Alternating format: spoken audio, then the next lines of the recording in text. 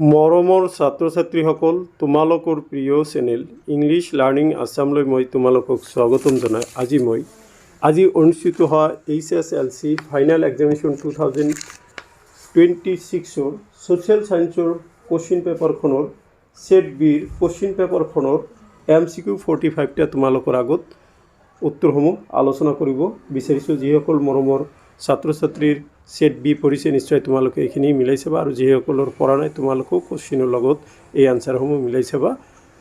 বলাচোন মৰমৰ ছাত্ৰ ছাত্ৰীসকল, পোনপ্ৰথমতে মই তোমালোকৰ আগত সেট বিৰ প্ৰশ্নসমূহৰ সমাধান আলোচনা কৰোঁ। পোনপ্ৰথমতে মই তোমালোকৰ আগত অসমীয়া মাধ্যমত প্ৰশ্নটো আলোচনা কৰিম। ইয়াতে দিছে তলত দিয়া প্ৰশ্নবোৰৰ শুদ্ধ উত্তৰটি বাছি উলিওৱা। প্ৰশ্ন 1 নম্বৰ পৰা প্ৰশ্ন নং 45লৈকে দেখা। তলত দিয়াবোৰৰ মিলোৱা আৰু শুদ্ধ উত্তৰটো বাছি উলিওৱা।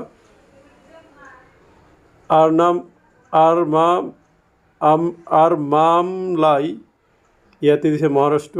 তাৰপিছত চিত্তনাৱাচল এইটো মধ্যপ্ৰদেশ। বাঘ তামিলনাডু দিছে। অজন্তা তোমাৰ তামিলনাডু দিছে। গতিকে তোমালোকৰ এইটোৰ শুদ্ধ উত্তৰ হ'ব অপশ্যন বি। তোমালোকৰ বি নম্বৰলৈ 2 নম্বৰলৈ আহা। তোমাৰ মতে তলৰ কোনটো বিকল্প সম্পদৰ সন্ধানৰ এটা জনপ্ৰিয় আৰু শেহতীয়া উদাহৰণ? এইটোৰ শুদ্ধ উত্তৰ হ'ব এইটো তোমালোকৰ ডি নম্বৰ প্ৰধানমন্ত্ৰী সূৰ্য ঘৰ আঁচনি। তাৰপিছত 3 নম্বৰৰ প্ৰশ্নলৈ আহা। টাইৱান আৰু দক্ষিণ কোৰিয়াৰ বিষয়ে তলৰ কোনটো বা কোনকেইটা উক্তি শুদ্ধ? এইটো 3 নম্বৰৰ শুদ্ধ বিকল্পটো হ'ব তোমালোকৰ বি। 4 নম্বৰৰ প্ৰশ্নলৈ আহা। 4 নম্বৰ দিছে তলত দিয়া উক্তি 1, 2 আৰু 3 বিচাৰ কৰা আৰু শুদ্ধ উত্তৰটো বাছি উলিওৱা।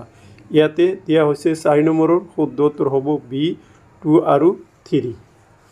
তোমালোকে এতিয়া 5 নম্বৰৰ প্ৰশ্নলৈ আহা। 5 নম্বৰৰ প্ৰশ্ন দিয়া হৈছে তলৰ কোন কেইটা উক্তি শুদ্ধ? ইয়াৰে 5 নম্বৰৰ শুদ্ধ উত্তৰটো হ'ব ডি, 1, 2, 3, 4 মানে গোটেইকেইটা উক্তি শুদ্ধ। 6 নম্বৰৰ প্ৰশ্নলৈ আহা। 6 নম্বৰত কোৱা হৈছে তলৰ কোনটো যোৰা শুদ্ধভাৱে মিলি আছে? সম্পদৰ প্ৰকাৰ দিয়া আছে, উদাহৰণ দিয়া আছে। গতিকে এইটোৰ শুদ্ধ উত্তৰ হ'ব তোমালোকৰ 6 নম্বৰৰ চি নম্বৰ। চি নম্বৰ হৈছে 2 আৰু 3টো হ'ব শুদ্ধ। 7 নম্বৰৰ প্ৰশ্নলৈ আহাচোন। তলৰ দুটা উক্তি দিয়া হৈছে এটাৰ দাবী এ হিচাপে আৰু আনটো কাৰণ আৰ হিচাপে চিহ্নিত কৰি উক্তিকেইটাৰ ভিত্তিত সকলোতকৈ সঠিক উত্তৰটো বাছি উলিওৱা। 7 নম্বৰৰ শুদ্ধ উত্তৰটো হ'ব ডি, এ আৰু আৰ দুটা অসত্য। এতিয়া 8 নম্বৰৰ প্ৰশ্নলৈ আহা। 8 নম্বৰ দিছে সমাজ বিজ্ঞানৰ শিক্ষক এজনে ছাত্ৰ ছাত্ৰীসকলক পানী প্ৰদূষণৰ ওপৰত এটি প্ৰকল্প তৈয়াৰ কৰিবলৈ ক'লে। ছাত্ৰ ছাত্ৰীসকলৰ এটা দলে এখন গাঁৱৰ এটা প্ৰদূষিত ৰাজহুৱা পুখুৰী দেখিলে। এই ক্ষেত্ৰত সমাজ বিজ্ঞানৰ ছাত্ৰ ছাত্ৰী হিচাপে তেওঁলোকৰ কৰ্ণীয় কি? এইটো 8 নম্বৰ শুদ্ধ উত্তৰ হ'ব ডি, 2 আৰু 3 আৰু 4।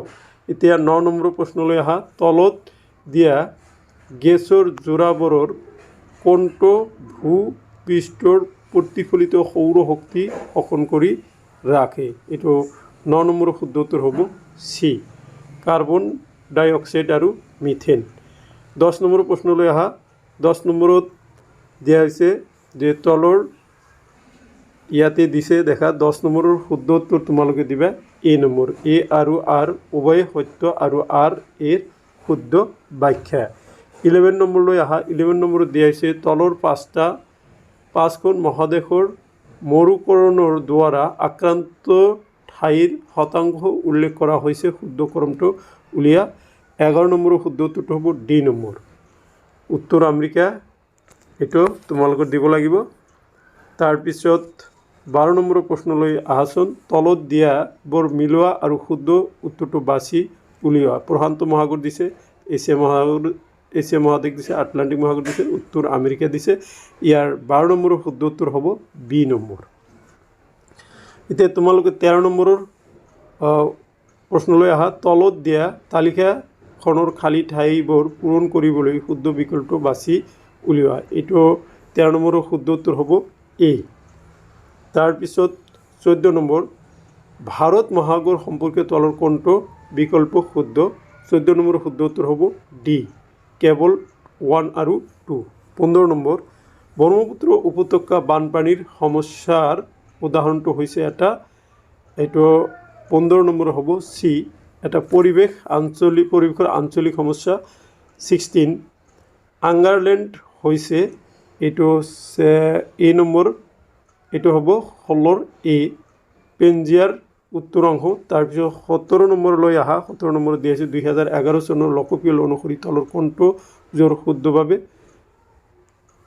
উল্লেখ কৰা হৈছে এইটো 17 নম্বৰ এ নম্বৰটো হ'ব শুদ্ধ উত্তৰ তাৰপিছত 18 নম্বৰৰ প্ৰশ্নলৈ আহা 18 নম্বৰত কোৱা হৈছে অসমৰ পৰিবহণ ব্যৱস্থাৰ বিষয়ে তলত দিয়া বাক্যকেইটা পঢ়া আৰু তাৰপিছত দিয়া বিকল্প কেইটাৰ পৰা শুদ্ধ উত্তৰটো বাছি উলিওৱা 18 নম্বৰত চি হ'ব শুদ্ধ উত্তৰ 19 দিছে ভাৰতবৰ্ষ কিয় এখন সমাজবাদী ৰাষ্ট্ৰ 19 নম্বৰ এইটো হ'ব চি 20 নম্বৰত দিয়া হৈছে দক্ষিণ আমেৰিকা মহাদেশৰ ক্ষেত্ৰত তলত দিয়া কোনটো নদীসমূহৰ গোট শুদ্ধ এতিয়া 20 নম্বৰ শুদ্ধ উত্তৰ হ'ব এ অৰিনিক এইটোৰ হ'ব 21 ৰাষ্ট্ৰসংঘৰ সম্পৰ্কে তলৰ কোনটো উক্তি শুদ্ধ 21ৰ শুদ্ধ উত্তৰটো হ'ব চি 1 3 আৰু 4 22 ৰাষ্ট্ৰসংঘৰ কোনটো অভিকৰণ বিশ্বজুৰি স্বাস্থ্য ক্ষেত্ৰত এইটো হ'ব চি 22 চি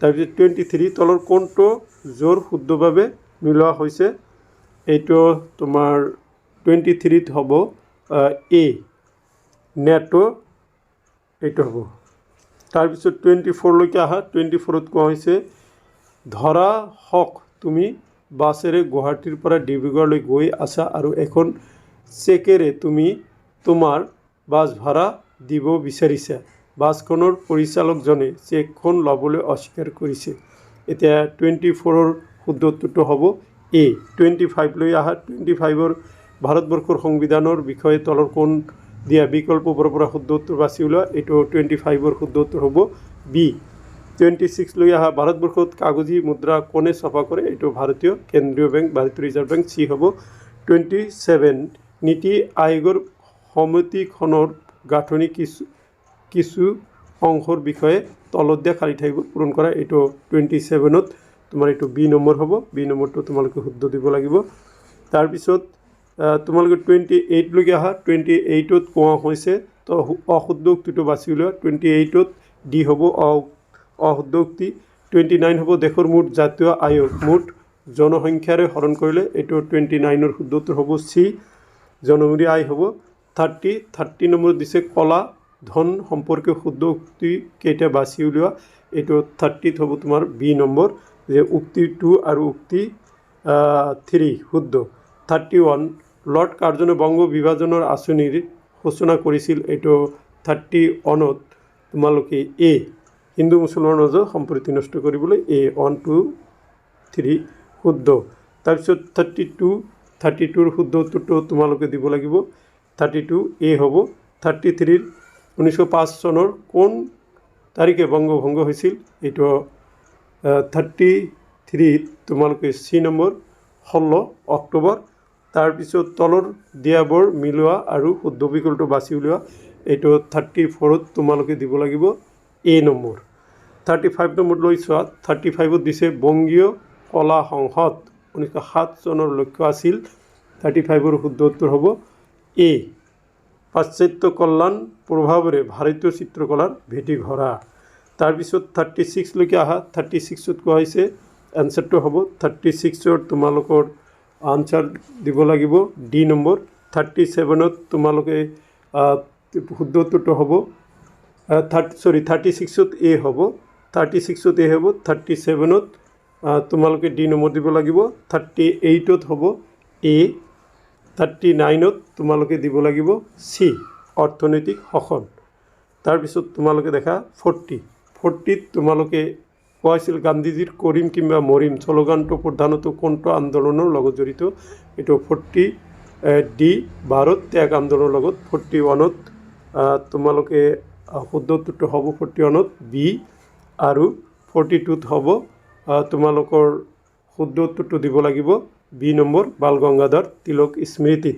তাৰপিছত 43 নম্বৰলৈ অহা তলত দিয়া সামগ্ৰীসমূহৰ কোনবিধ মিজোৰামৰ চেৰাও লোকনৃত্যত ব্যৱহাৰ কৰা হয়? 43 এইটো হ'ব এ বা 44 অসমীয়া ভাষাৰ আধুনিক ৰূপটো বিকশিত হৈছিল 44ত বি অৰুণোদয়ৰ জৰিয়তে। আৰু 45 লাষ্ট MCQটো তোমালোকে দিব লাগিব তলৰ কোনকেইটা জোৰ শুদ্ধ এইটো শুদ্ধকৈ মিলোৱা হৈছে এইটো হ'ব বি আছাম এছ'চিয়েশ্যন 1903 চনত 3 চনত এইটো। চ' এইখিনি আছিলে তোমালোকৰ MCQ 45টা আনচাৰ। এতিয়া মই তোমালোকৰ কুৱেশ্যনৰ বাকী অংশখিনি দেখাই দিছোঁ। তোমালোকে যিবিলাকৰ বাকী মিডিয়াম ইংলিছ চবেই একে, যেহেতু অসমীয়া মিডিয়ামৰ ষ্টুডেণ্ট বেছি সেইকাৰণে মই তোমালোকৰ আগত অসমীয়া মিডিয়ামতে কৰি দিছোঁ। আৰু তোমালোকৰ আনচাৰ যিখিনি কৰি দিছোঁ তোমালোকে সেইখিনিত স্ক্ৰীনশ্বটো পাবা, তোমালোকে স্ক্ৰীনশ্বটটো মিলাই চাব পাৰা। কুৱেশ্যন পেপাৰখন অলপ ফৰ্দৰকৈ এনচাৰ কৰা হৈছে কাৰণে দুই এটা হয়তো তোমালোকৰ থাকি যাব পাৰে, ৰং থাকি যাব, মই তোমালোকে কমেণ্ট কৰিলে সেইখিনি মিলাই দিম। চ' থেংক ইউ ছ' মাছ।